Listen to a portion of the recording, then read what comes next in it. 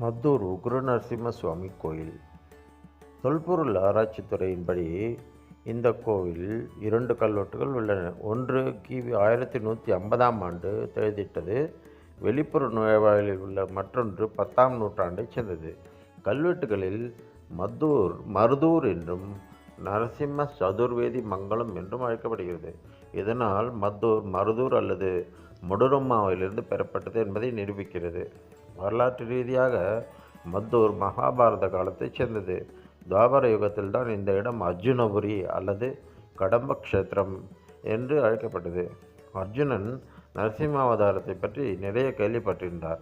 விஷ்ணுவின் அவதாரமான பகவான் கிருஷ்ணரிடம் தனது நரசிம்ம அவதாரத்தை காட்டும்படி கேட்டுக்கொண்டார்.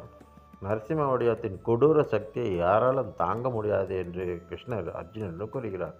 மாற்றாக பிரம்மாவால் செதுக்கப்பட்ட ஒரு விக்கிரகமாக தன்னை வெளிப்படுத்தி கொண்டு அர்ஜுனனுக்கு தரிசனம் கொடுக்க முடியும் என்று அவர் கூறுகிறார். இதன் பேரில் பிரம்மாவின் வேண்டுகோளின் பேரில் விஸ்வகர்மா ஸ்ரீ உக்ர நரசிம்மரின் மூர்த்தியை செதுக்கி அர்ஜுனபுரிக்கு அனுப்பினார். அர்ஜுனன் அர்ஜுனபுரியில், அதாவது தற்போது மத்தூர் என்று அழைக்கப்படும் ஊரில், தனது மிகவும் கொடூரமான வடிவத்தில் நரசிம்மரின் தரிசனத்தை அர்ஜுனன் பெறுகிறார். இங்குள்ள நரசிம்மர் அஷ்டபுஜ மூர்த்திக்கு 8 கைகளும் 3 கண்களும் உள்ளன. 2 கைகள் இரண்யகசிபுவை கீழ்க்கின்றன. அவன் கால்களில் படுத்திருக்கிறான். 2 கைகள் இரண்யகசிபுவின் குடல்களை கீழ்க்கின்றன.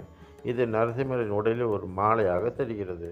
மற்ற கைகளில் நீங்கள் சுதர்சன சக்கரத்தையும் பாஞ்சசன்ய சங்கையும் பாக்ஷா என்ற எதிரியை பிணைக்க ஆயுதமாக பயன்படுத்தப்படும் ஒரு வளையத்தையும் அங்குஷம் ஆகியவற்றை நீங்கள் காணலாம். கருவறையில் நீங்கள் அவரது வலதுபுறத்தில் பக்த பிரகலாதரையும் இடதுபுறத்தில் கருடனையும் காணலாம். இருவரும் நின்று கொண்டே அவருக்கு பிரார்த்தனை செய்வதை காணலாம். இரண்யகசிபு என்ற அரக்கனை கொல்லும்போது அவரது 3வது கண் வெளிப்பட்டதாக புராணம் கூறுகிறது. அகமிக திரிநேத்திரதாரி நரசிம்ம கோயிலை காண்பது மிகவும் அரிது. மற்றொன்று ஹூப்ளியில் இருப்பதாக நம்பப்படுகிறது. ஆனால் கடம்ப ரிஷி அது சமீபத்திய கோயிலாகும்.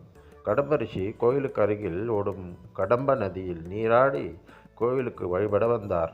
எனவே அந்த கோயிலுக்கு கடம்ப புண்ணியக்ஷேத்திரம் என்றும் ஒரு குறிப்பு காணப்படுகிறது.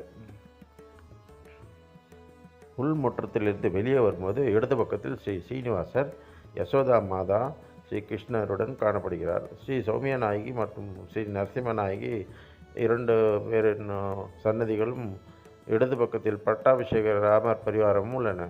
ஸ்ரீ ராம பரிவார ஆலயத்தின் தனித்துவமான அம்சம் என்னவென்றால், ஆஞ்சநேயர் ஸ்ரீ ராமரின் இடதுபுறத்தில் இருக்கிறார். பொதுவாக அவர் எப்போதும் வலதுபுறத்தில் தான் காணப்படுவார்.